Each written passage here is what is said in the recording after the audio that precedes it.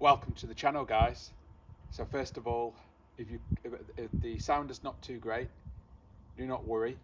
I am going to go to point of view mode very shortly, where you will be able to hear me without a problem. But what we got for you in this video? Well, in this video we're going to compare cars between 40 and 50,000 pounds. We've got two perfect candidates here. We've got the new Gen 2 GR Yaris, which is 45,000 to buy brand new, and are selling anywhere between 45 and 50,000 pounds on the used market. And then we've got the Alpine A110S form here, which you can just about scrape for about 50 grand for an S. There are actually quite a few S's for 50 grand.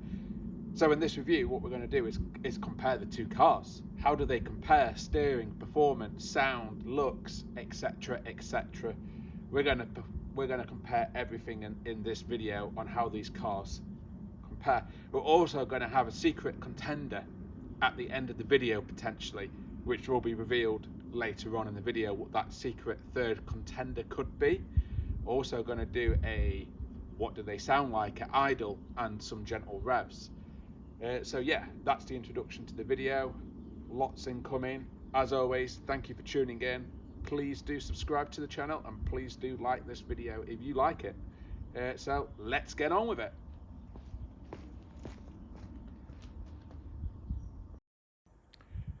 So as promised, I'm now behind the camera.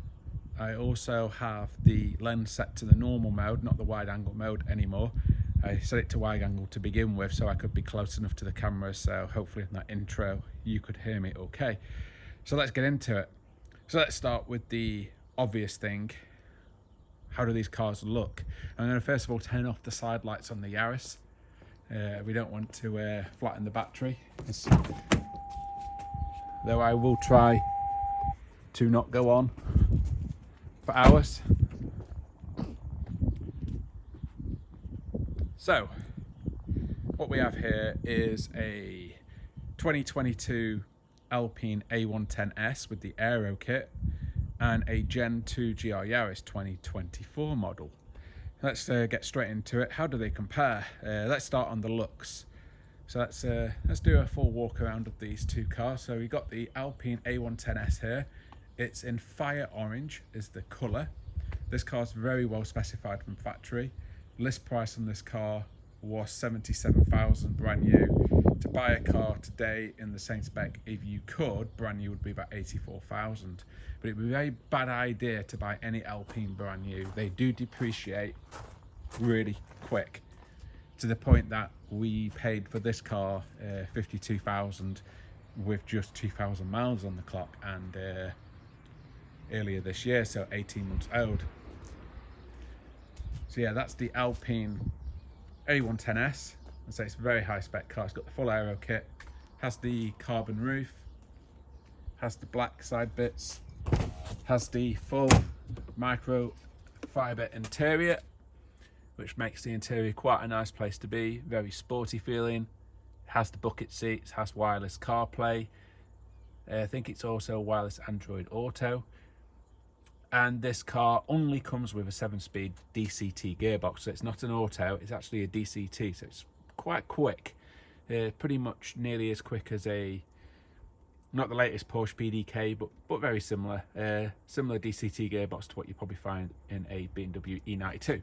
So that's the exterior and interior of the Alpine A110S.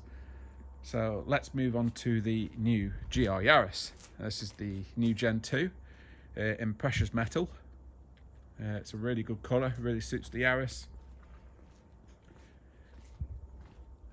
And it's a good looking car.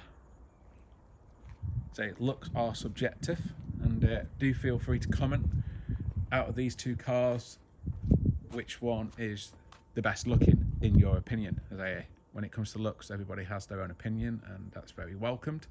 For me personally, I think both interior and exterior goes to the Alpine. I think it's just a very special look. I will show you briefly in the interior of the Yaris GR. I'm sure there'll be some comments about the dash. It's actually very driver focused. The dash is amazing in use, but I understand why some people think it's a bit retro looking.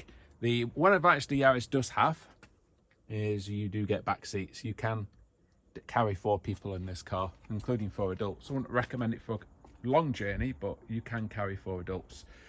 You also have quite a sizable boot in the GR Yaris. Now it's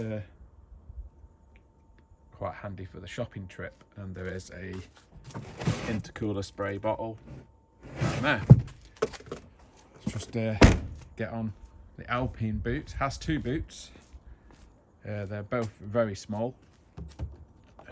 It is just about, you can get 2 helmets in that boot there for track days, and some soft bags. And then you have the boot in the front, which annoyingly you can't open with the key fob. It's old school. You have to go in here, down here, and release the bonnet. And then you have a shallow boot right there, which you can get 2 large soft bags in, or the correct size carry-on luggage. So that's the boot comparison. The Yaris is a bit easier to live with. So yeah, looks wise, my opinion is the Alpine is the better looking car. Gets a lot more attention from a regular public. We'll often be in a filling station or doing our shopping, and we'll get the question, what is it? You tell them it's an Alpine, and still people are like, what's an Alpine? Our response is they have a Formula 1 team, and we leave it at that. Some people I do tell it's made by Renault, but can't really say any bad points because it's been spot on, been no issues apart from squeaky seat. So yeah, on looks wise for me, the Alpine is the winner. We'll do a sound comparison later, but also again, Alpine is a very easy winner on that. So let's go on to how do these cars compare. Performance wise, both of these cars are quite similar, but the Alpine's definitely got the edge in a straight line. It can knock out 0 to 60 in about 3.9 seconds, whereas the GR, being a manual, is probably mid to high 4 seconds, and obviously because it's a manual, it's human doing it, so there will be the odd occasion where you don't even get under 5 seconds, and you have to be quite harsh with the drivetrain to get a quick 0 to 60 out of it. Of course, now if it was the auto version of the GR, then you're pretty much going to knock 0 to 60 out the park every time in under 4.5 seconds. The Alpine is around 10 seconds or just under 10 seconds to 100 mile an hour, whereas the GR Yaris is a bit beyond that. So the Alpine is definitely the winner in a straight line. On a country B road, this is where things do start to change a little bit. Let's just talk about dry weather. The Yaris is probably the more capable car and the quicker car, though it will be extremely close, as the Alpine is very, very capable on a dry British B road. This is the S, so it is slightly firmer in its ride quality, but they are very similar in the way you can send them down a B road. In the wet, then yeah, the GR Yaris is definitely going to take the crown on being the faster car on a B road. So performance wise, though similar, the Alpine, we were talking straight line, definitely edges it. It's definitely the quicker car in a straight line, and it's very easy to launch. Pretty much very consistently does 4.2 seconds 0 to 60, and sometimes if you just get the perfect hook up, it can see just shy of 4 seconds. Whereas obviously being a manual, that's more difficult, but even if it was the auto, it would still be slightly slower. Tuning potential, however, for the Yaris is far greater than the tuning potential for the Alpine, because you are limited by the DCT gearbox. You can only handle so much torque. So yeah, performance wise, stock for stock, even if you had an automatic GR, the Alpine is still the faster car. A lot of that comes down to the fact it only weighs 1,100 kilos with fuel on board, so it's a very light car. The GR Yaris is quoted at 1,280 kilos, but I couldn't tell you if that's with a tank of fuel or not. So the Alpine's got nearly a 200 kilo advantage, and it's 300 PS versus 280 PS. So the Alpine's definitely the quicker car in a straight line. Steering feel, that's a very important subject for me. In my Yaris GR review, which is live on the channel, you will see that one of the main highlights of the new Gen 2 that I talked about was steering feel, that they vastly improved the steering feel. And the GR Yaris does have much better steering than the Alpine. Though the Alpine is quick and direct, it's very numb. There's hardly any feel at all through the steering wheel until you're right at the limit. So on track days it's okay, but on the road it's quite a numb car steering wise, whereas the new Gen 2 GR is full of feel when it comes to steering. So for me, the Gen 2 Yaris is a clear winner when it comes to steering feel, which for me, I feel is one of the most important aspects of any car, is the communication you're getting via the steering. It is definitely winning on that area. So steering feel, the Yaris wins. Performance, the Alpine wins. Now let's talk about handling and ability now. And we did briefly touch it. In the dry, these cars are very capable, and it would really come down to the driver to separate them, because a good driver will be able to pilot the Alpine on a British A or B road as quick as the GR Yaris, maybe even potentially quicker. But the GR Yaris, they both flow down a road brilliantly. Both cars have a beautiful flow to them. They're beautiful to link corner to corner. They really flow lovely.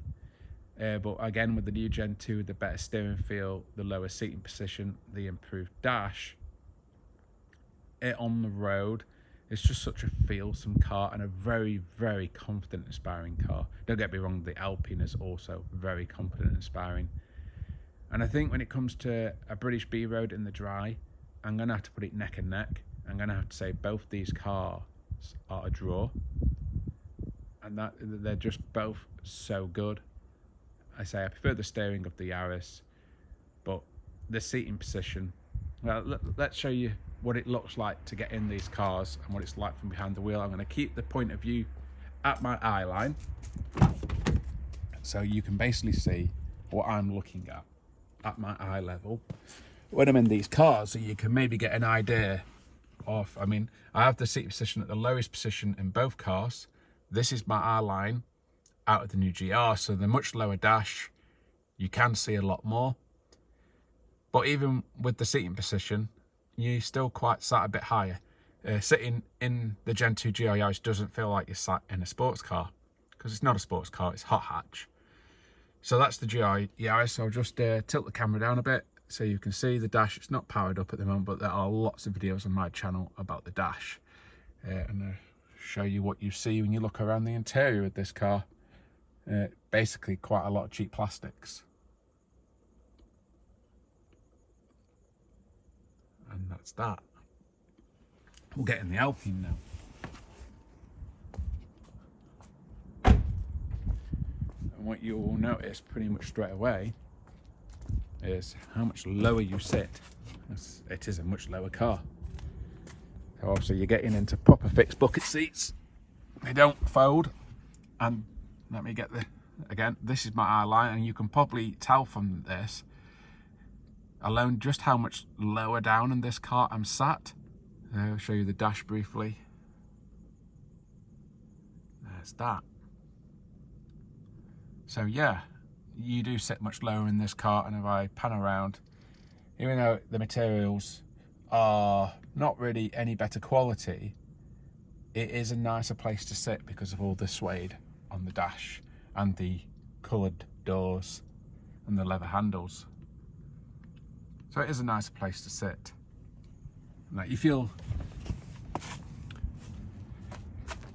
the Yaris feels a much, the Alpine feels a much sportier car, because you can see right there, look at the, the Yaris looks almost like an SUV in comparison next to the Alpine. The roof line, I get in between them. And there's a good foot or so difference. But some people may prefer the higher up feeling of the Yaris. So yeah, now on a wet, cold, Like the weather's turning now, it's winter, the roads are damp, the roads are greasy, it's cold. Both these cars are equipped with summer tyres. The Alpine is on currently PS4 tyres and the GR Yaris on PS4S tyres. But the GR being an all-wheel drive car, an actual proper rally car, is far more capable once the temperatures drop and on a wet road.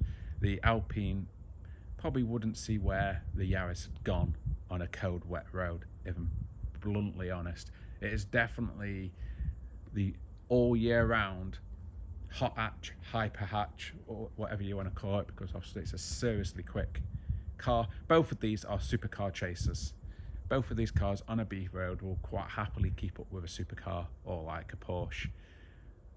They are both extremely capable and great for chasing cars like that. But the Yaris is definitely the better all-weather car, being all-wheel drive and having those rally credentials. Where the Alpine for me is a clear victor is I wouldn't even really contemplate taking the Yaris on a track day. Now don't get me wrong, I'm sure this Gen 2, based on its improvements I can feel on the road, those improvements will transfer to a track day. It will definitely be a much better track car out of the box than the Gen 1 Yaris was.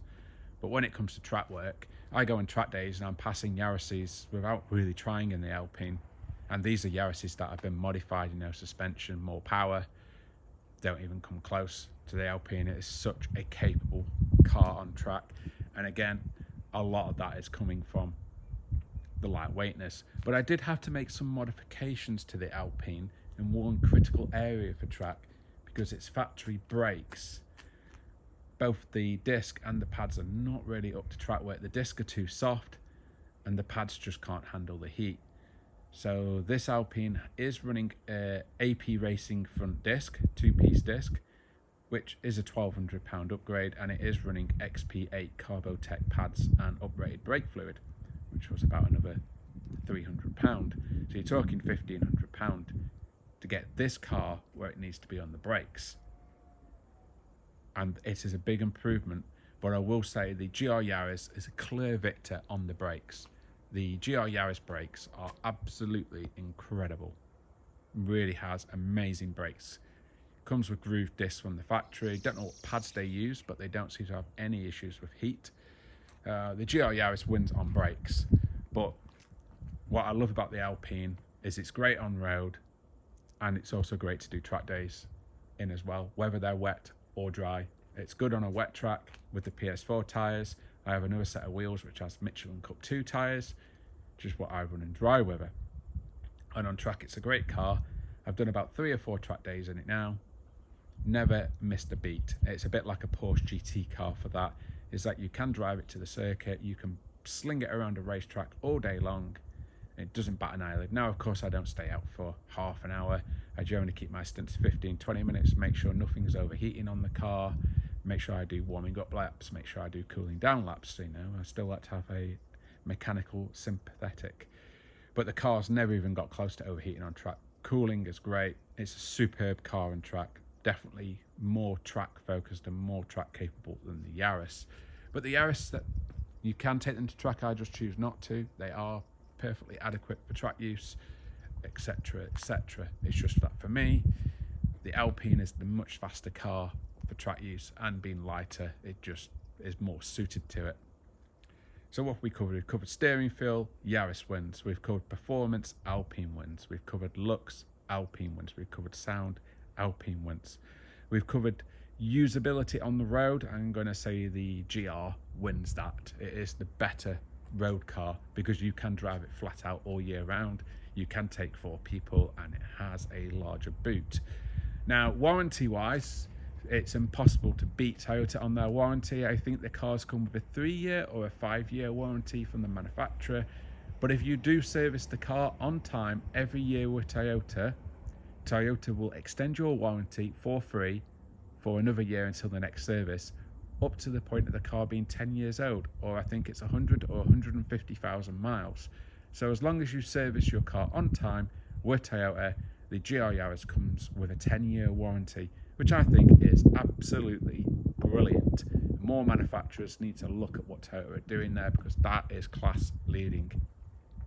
The Alpine comes with a 3-year warranty, and you can extend that before the car is 3 years old for another 3 years for a cost of about £1,600, which is actually pretty good value for money, and is something I shall be doing next year on the Alpine, because for 3 years at about £1,500–1,600 is a bargain, and I will do that just for that peace of mind, because there is a DCT gearbox in that car, and although there have been no issues reported, knowing from my 458 which had its gearbox fail, I wouldn't want to get the bill for the gearbox, and I'm sure it's not as expensive as the one in a Ferrari, but you're not going to have much change, probably from £5,000, so it's worth getting the warranty just for that peace of mind. But yeah, Toyota, the GR is the better all-round road car. There you can carry more people, you can drive it all year round, all weather, so you put a set of winter tyres on it, there's nowhere it won't really go. Great fun in the snow, really amazing for the snow. I know a few guys who put winter tyres on their Alpines and drive them to the south of France and drive them in snow, and yep, they are okay, you can get by, and you can probably have a reasonable amount of pace. But I know from running winter tyres on my Gen 1 GR Yaris is that you can drive them pretty much flat out on snow. Of course, with Ranger, you try to go around a corner, a snow-covered corner, even with winter tyres at an insane speed.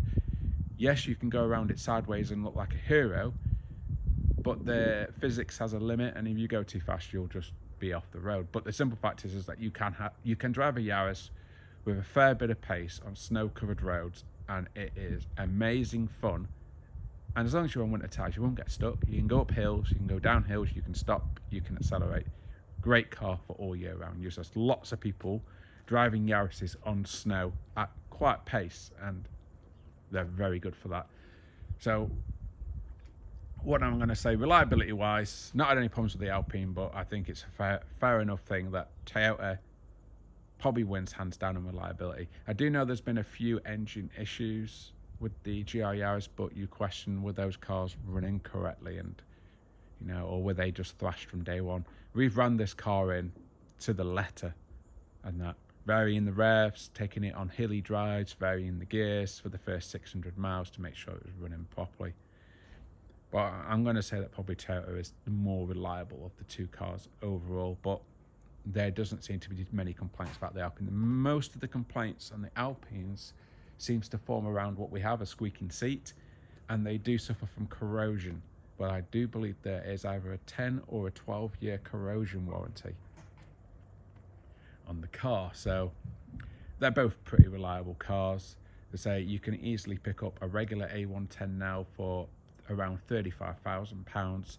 You can get an A110S now for around £40,000 to £45,000. I know it's a little bit unfair comparing a used Alpine against a new Toyota, but a lot of people who are car enthusiasts probably think, well, I've got 45 grand, what should I buy? Should I buy a brand new GR? Should I buy a Gen 1 GR? Or should I buy something totally different like an Alpine? Or a Mystery, which I'm sure many of you guessed what that is, as you've probably already spotted it. But comparing these two directly against each other, if you were to say to me you can only keep one, I would probably, it's not an easy decision, but based on the fact I like doing track days, is probably what would push me towards the Alpine for that track day ability. If I was only had the car on the road, and because I'm not really too overly fussed about getting attention from people, I would probably be more pushed towards the Yaris. I think it is the better all-round road car, especially for all-weather use. And that's so, yeah. Is there anything else that I've maybe missed? Both cars are extremely frugal on fuel. The Alpine wins easily on a motorway run. The Alpine on the motorway, even at reasonably high speeds, even at cruising at 85 mile an hour, the Alpine is returning over 40 miles to the gallon. If you're really sedate with the car, I think my partner, she achieved around 45 to 48 mpg driving to Bournemouth a month ago in the car, which is really incredible. Whereas the Yaris being a 6-speed manual, if you keep it to 70 mile an hour, you will see 35 to 40 miles to the gallon. But the moment you start creeping over 70 mile an hour and the turbo's boosting a little bit, it's more akin to about 29 to 32 miles to the gallon, especially if you start to creep towards 80 mile an hour. Whereas that's where the Alpine really shows the advantage of having that extra gear. With being a DCT, it's 7-speed versus a manual 6-speed. So it definitely has much better fuel consumption when cruising on the motorway. Now, the automatic GR Yaris, I would imagine, is equal to the Alpine, because obviously the auto has 8 gears, and I would suspect that they have the gear ratios, the last 2 gears, are probably for motorway cruising. So, but on the road, on country road driving, they're both very similar. If you're driving them really hard, expect to get very high teens, low 20s. If you're driving them reasonably frugal, you're going to see, on an AB road, you're going to see 25 to 30 miles to the gallon, and that's whilst having some enjoyment as well. They're both similar until you take the Alpine on the motorway. It's a clear victor. Running costs of the two cars, they both attract the premium luxury car tax, so they're both £550 a year to tax. I say the Alpine's a little bit more economical to insure them. I pay for both these cars, it's about £350 to £400 per year car insurance. They're very similar to run, I think. Servicing wise, the Toyota is a bit cheaper. I think it's about £300 to £400 a service, whereas Alpine dealers are more akin to about £500 to £550 per service. But overall, the running costs of these two are very similar. The only thing I would advise is do not buy a new Alpine. They definitely depreciate much more faster than the GR Yaris. Say the GR Yaris, they're still fetching overs at the moment on the market, whereas the Alpines, they've crashed pretty hard. So the Alpine is the better value for money used car buy at 1 to 2 years old and then extend the warranty. The Toyota, where these will be in 1 or 2 years, I'm not too sure, but I'm pretty confident they'll probably still be hovering around high 30s, maybe low 40s, which means there's not really much depreciation at all. Both cars are truly amazing. You buy either of these, you won't be unhappy with it. Where does the Gen 1 fit in with the mix? I think because the Gen 1 doesn't really have anything steering feel wise over the Alpine, because that's where the Gen 2 improved a lot, and the confidence inspiring isn't as confidence inspiring as the Alpine. I think at that point for the road use, I would be more pushed towards the Alpine and that, but because for me the Gen 2 is quite a step on in its steering feel and its confidence inspiring on a country B road. That's why for me the Gen 2 is the better road car. But because I do track days and that as well, if I was to only have one, it would be the Alpine. Bryony, who has driven the Yaris quite a lot now and drives the Alpine an awful lot, for her it's a very easy victory. She loves the Alpine, mainly because she commutes in it and she loves the fact it's got an automatic gearbox, which does make the daily commute very easy.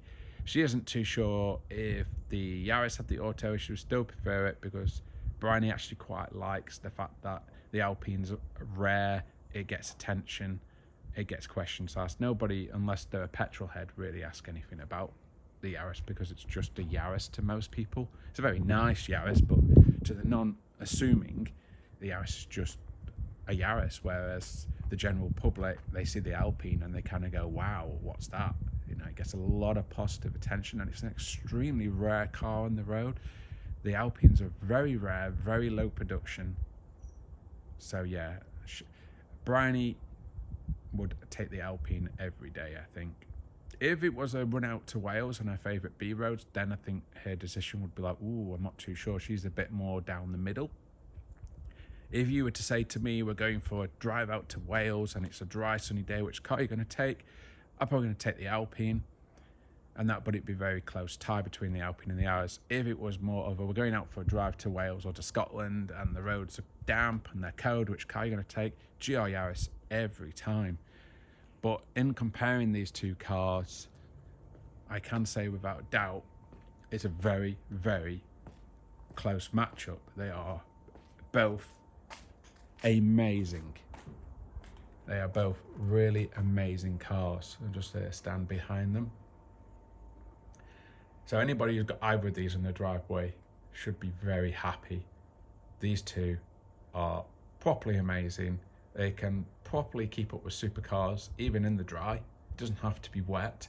They can keep up with supercars on any country road quite easily in the dry, more so in the wet for both of them.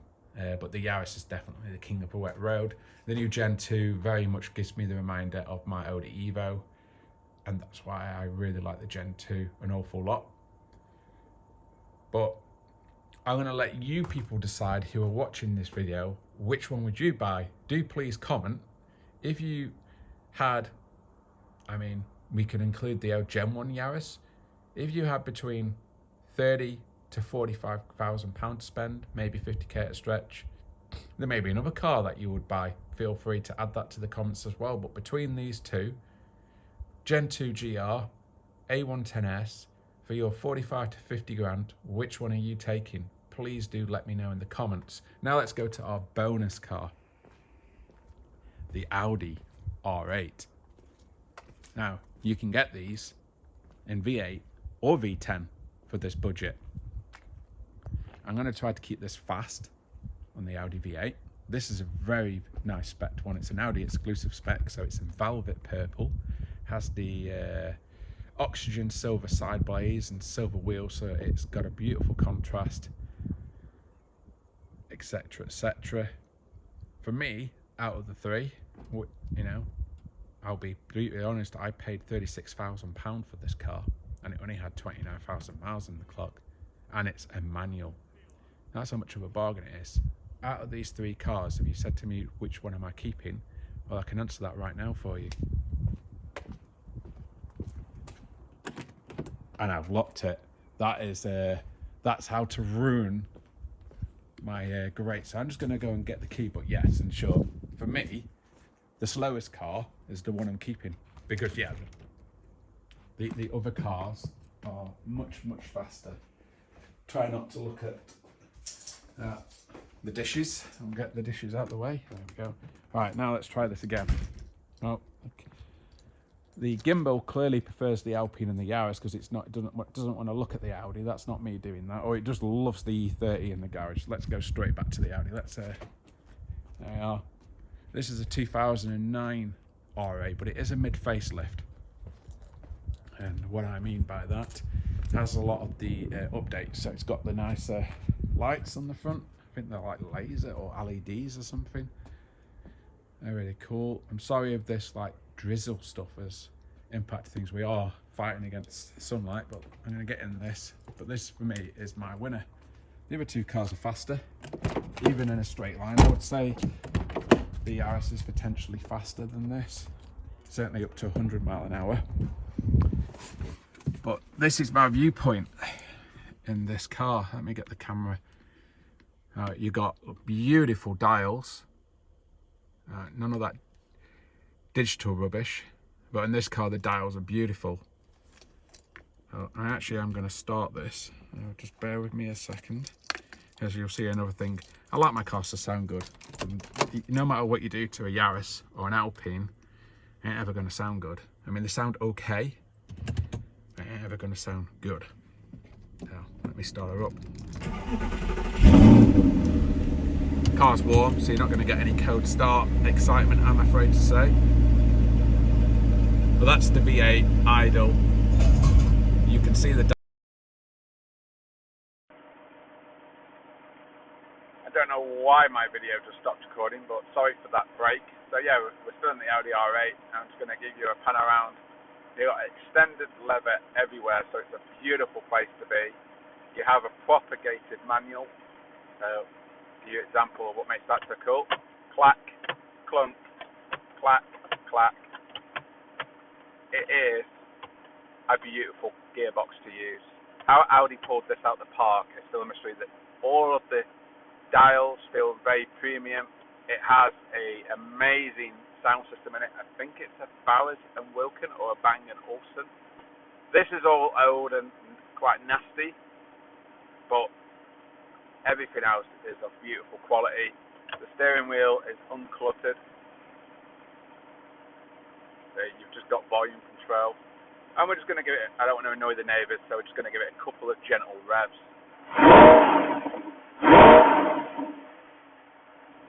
It sounds even more incredible at full chat on a drive-by. And that this car is just incredible. So I'll get out of the car now, do a quick walk around of it running.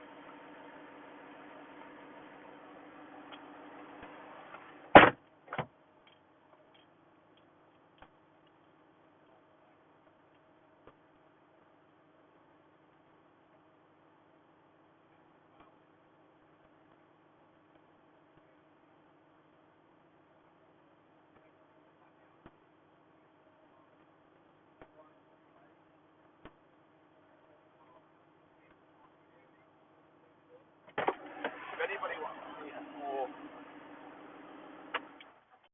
review of the R8, there is an R8 V8 versus V10 on my channel, where this car goes directly up against a V10 Plus, so you can get more details there. But for me, this car is such an event. It's also not replaceable, because if you go and try to find a velvet purple Gen 1 R8 for sale, you probably are not going to find one. In fact, there we are, there's all three of them in shot. Now look at that. I mean, they're all good looking cars, but I think it's fair to say the R8 was a beautiful, timeless design.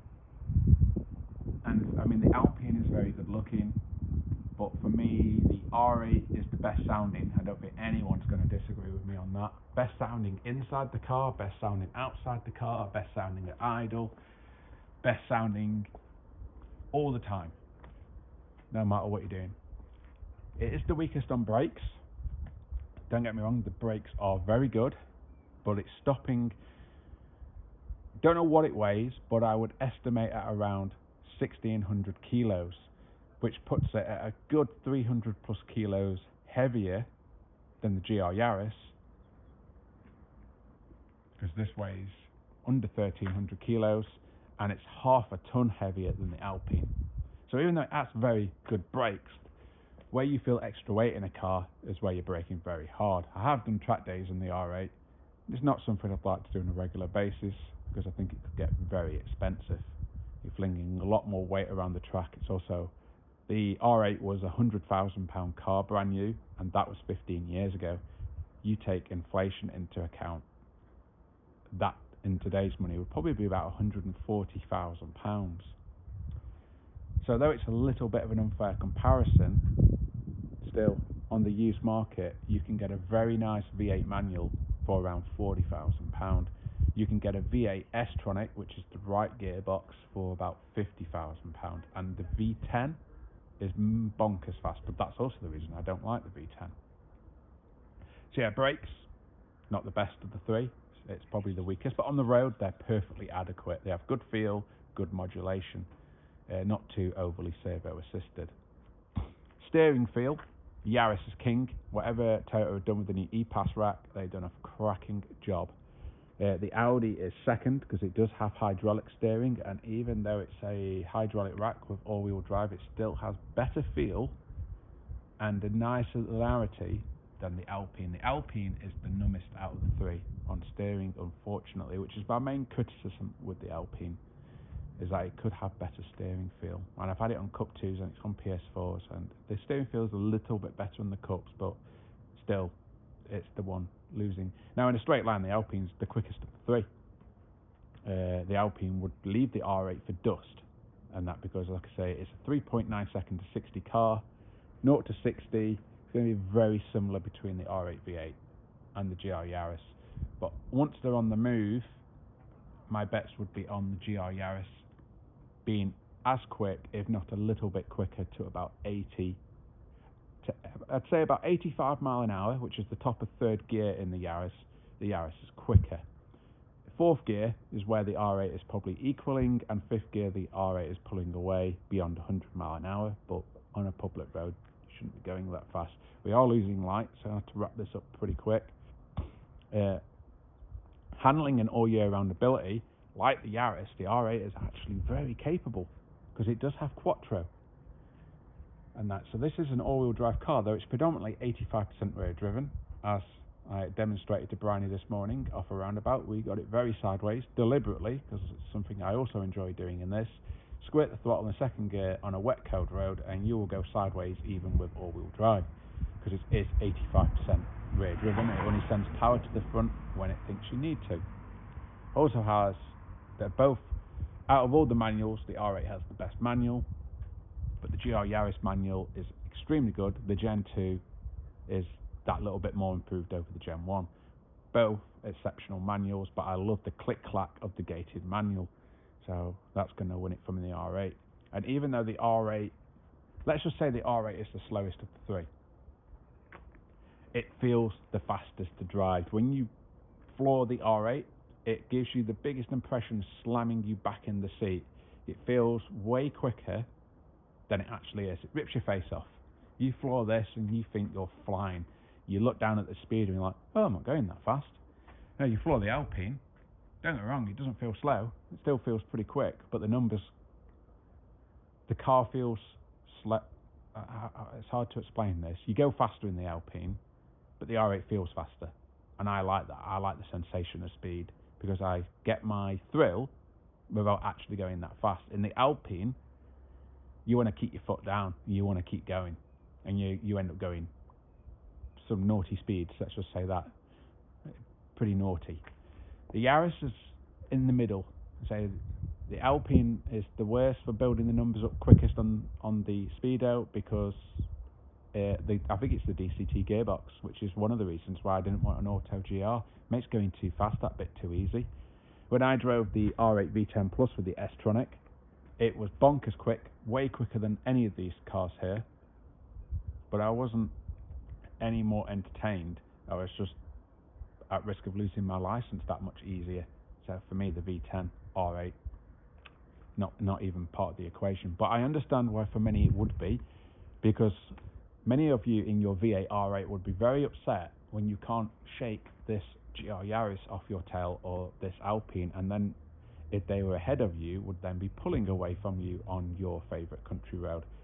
So I understand why many of you would want the V10, but still, when it comes to the corners, these pair would probably still pull away from you in the corners, but the V10 will at least make the gap back up on the straights, whereas the V8 R8 won't, because the Alpine is quicker in a straight line, and the Yaris is just as quick as the R8 V8, if not slightly quicker at the lower speeds. I would say 30 to 80 mile an hour, the Yaris is the quicker accelerating car than the R8. And I say it's only going to be quicker over 100. But why is it my favourite? Well, look at it, listen to it, and I just love the driving involvement. And it feels properly special. That's my surprise entry to this roundup, is the R8, I think. This car that people should seriously consider. I would completely avoid the R-Tronic gearbox. The single clutch gearbox is just annoying, if I'm brutally honest. And yeah, less said about that the better. The S-Tronic sorts it out, but makes it all a bit too easy.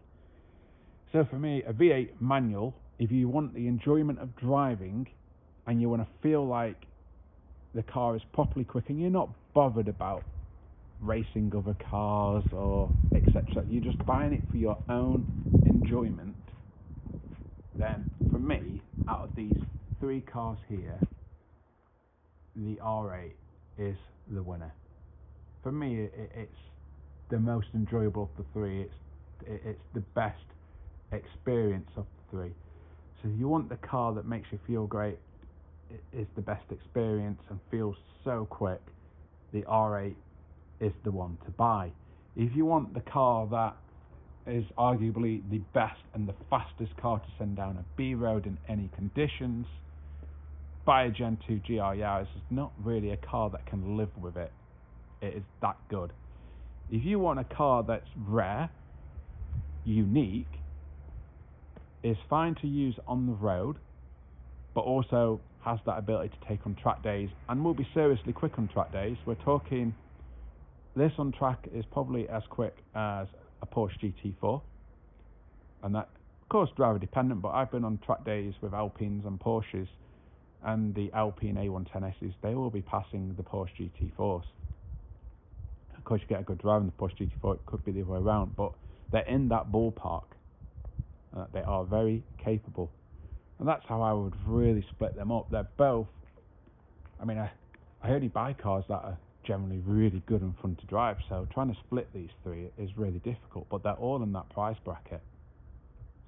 So yeah, if you want your daily driver to be very good on track, buy the Alpine. If you want a daily driver that allows you to tack a B road all year round, buy the GR. And if you're more about something about what's the enjoyment of driving, and you're not too fussed, if you get beaten by a hot hatch or whatever, you just want the noise, you want the character and the feel and the looks, and and it feels brutally quick, the R8 V8 is the one. As always, I want to thank all those who are still with me and watching. You've done really well to stay tuned in this long for this comparison, mainly between the Alpine and the GR, but I say the R8 is the bonus car.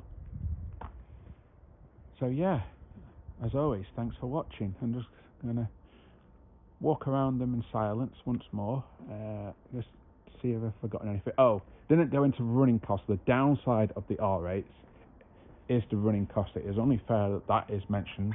You are buying a 10-year plus old car, so there is no warranty. And though R8s are generally quite reliable, things do go wrong, and they can be quite expensive. It's very important probably to get a pre-purchase inspection on an R8 by somebody like Ricky at RE Performance, if that's what you're going to go for, because they can throw big bills. They are generally quite reliable cars, but they are getting to an age now where they can throw bills. I suppose you could take out a warranty, but that's more cost. And then, as I talked about the MPG of those two cars and how good they are, this V8 is terrible. And that on a run, you will struggle to get beyond 25 miles to the gallon, and that's if you're taking it really gentle. I think the best I've ever seen out of the car was 27-ish, and that was me being very well behaved. And when you're driving it and commuting in it, expect around 17 to 20 mpg, and when you're having fun in it, expect between 12 to 16 miles to the gallon. The V10 isn't typically any worse. They're actually both quite similar on fuel consumption. Again, on a motorway run, I'm sure that the S-Tronic will improve the fuel economy because you'll have an extra gear, so you'll have a longer gear for that top gear cruising. So that's something to bear in mind if you have a long commute and you do want an R8. That's where the S-Tronic can really come into its own, because you have an extra gear. But for the extra performance the V10 offers, the V10 doesn't feel much quicker, but it is a whole lot faster. I mean, it's a sub 4 second 0 to 60 car. I think the V10s are comfortably in around the 3.5 second area. That they are well under 10 seconds to 100 mile an hour. I think they're more like 7 to 8 seconds. They are seriously quick cars, the V10s, but they don't feel much quicker than the V8, but they're actually a lot faster. And in a straight line, these two wouldn't have a howl's hope and chance in keeping up. But the moment you get on a twisty country B road, these two are going to be hunting down that V10 and wanting to push it around the corners. It's only the straight bits where the V10 may pull away a little bit.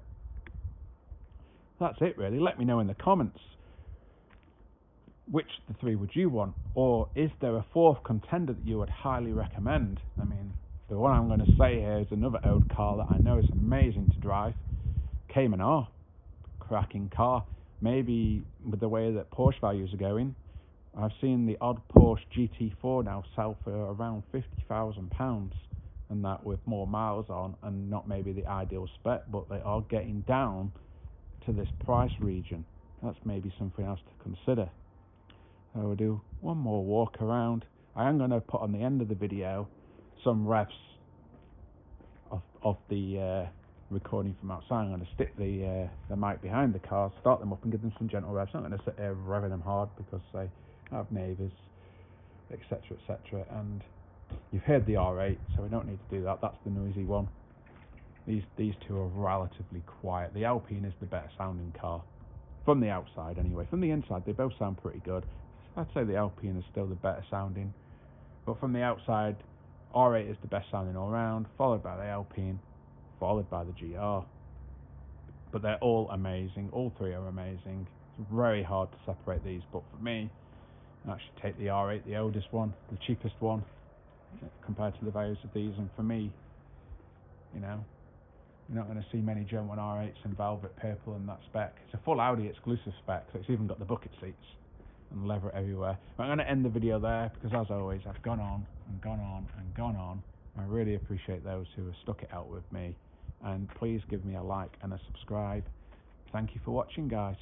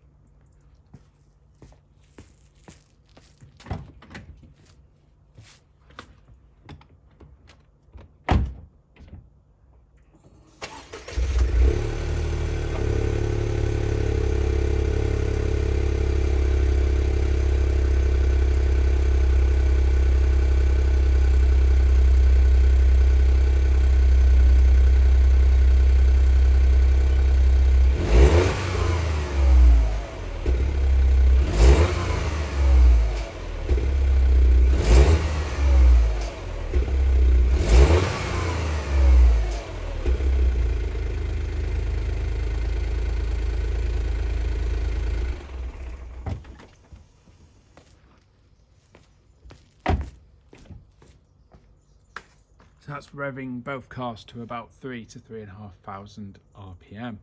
As I say, the R8 was started up earlier in the video, so if you've skipped the video, you're going to have to go back to the point where you see me fire up the R8 and get that some revs, and that's from within, inside the car, but even inside the car you very easily hear the difference. As always, I'm glad that you've stuck it out to the end, or even if you skip, I really appreciate it. As always, a like would be really appreciated, guys. And even more so, you could subscribe to the channel, please. I do plan on doing more and more content on cars. But thank you for watching, and there we go. There is the Gen 2 GR Yaris, the Alpine A110S, and the Audi R8 V8 manual. Over and out, and thank you. So you can see we're back in the Audi. The reason for that is I realised that when I was filming earlier the Audi bit, the sound went bad because the Audi's Bluetooth connected to the phone and basically stole my audio. So you didn't really actually get a good example of the Audi revving. So I'm going to do some revs just shortly in the R8, but I'm also just going to briefly touch on a couple of things I forgot about. I was talking about the performance. I thought I'd look it up of the three cars. So the Alpine A110S with the 300 PS officially is 0 to 60 in 4.2 seconds. We've had 3.9 seconds out of our car, and 0 to 100 mile an hour in that car is about 10.2 seconds to 100 miles an hour. That's from a standstill, 0 to 100. The Audi R8 0 to 60 is quoted at 4.6 seconds for the manual, and 0 to 100 mile an hour is just a little over 10 seconds, so we'll call it about 10.5 seconds. And 0 to 60 in the GR Yaris is between 4.6 and 5 seconds, and 0 to 100 mile an hour in the GR Yaris is just shy of 11 seconds, or about 11 seconds. So they're all pretty much very similar. on the performance scale, but the R8 definitely feels the quickest to drive by a substantial amount, but obviously isn't really any quicker and is a tad slower than the Alpine, but it feels quickest to drive just the way the engine has instant torque from being naturally aspirated, and the fact it revs, as you can see, all the way to just over 8,000 RPM. It's a very high revving engine, and being a V8, it's got instant torque and it's naturally aspirated, so the hit is instant. I didn't touch on ride comfort. Out of all three cars, to attack a British B road, typical B road, full of bumps and lumps and bad cambers, etc., etc., the Yaris is the best. The Yaris handles that kind of road the absolute best. It's so good on a really bad B road. So if you like driving in the Peak District, you know, attacking really narrow, undulating B roads, the Yaris, both the Gen 1 and the Gen 2, are incredible at that. And even though the Gen 2 does have a firmer ride, it's still just as good at that, but obviously has the benefits of, it feels like it's got better damping and will obviously be better on track. The A110 is also very good, but because ours is the S version, it is a bit firmer, which means it's not quite as good as the GR for such bad roads, but we wanted the S for the firmer suspension for the track days that I do, hence that. The Audi R8 is very good. You have magnetic suspension, so at the press of this button here, you can firm the car or soften the car. In the soft mode, it's very comfortable, probably slightly more comfy on your typical A roads than GR. In the slightly firmer mode, again, it's probably as comfy as the GR, if not still slightly more comfort on your typical A roads, but on B roads, because of the extra mass and weight of the R8, it does get a little bit flustered because it's carrying so much more weight. But still, in saying that, the R8 just is very composed and does handle a typical British B road really well. So I'm going to give you some revs. Okay, car's fully warm. And these videos are filmed, you know, quite far apart. Might even be a day between the different clips of this video, so you're wondering why it looks a bit Silent Hill. And I'm also at a different location. Is the reason the video is filmed on different days. Let's give it some rest. This is me inside the car. I'm going to open the windows ever so slightly. There you go. Here we go.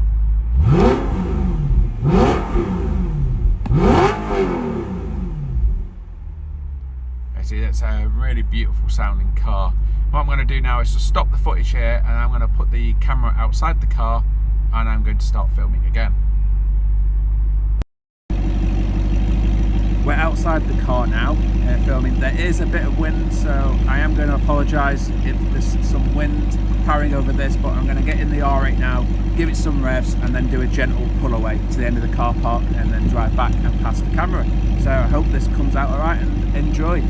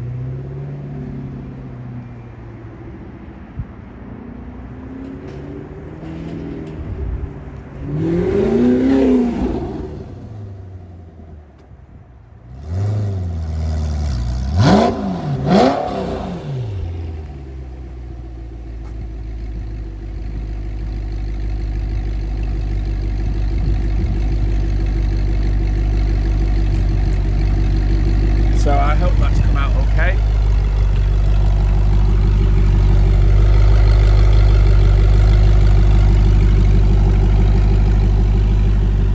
Yeah, that's the Audi R8 V8.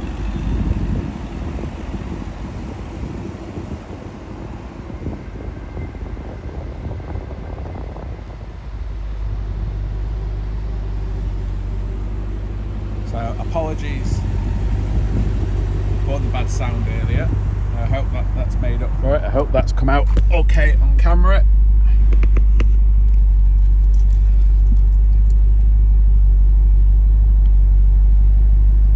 that's the R8. We'll just drive to the end of the car park so you can hear it on a gentle pull towards the end, but this is in the car now obviously.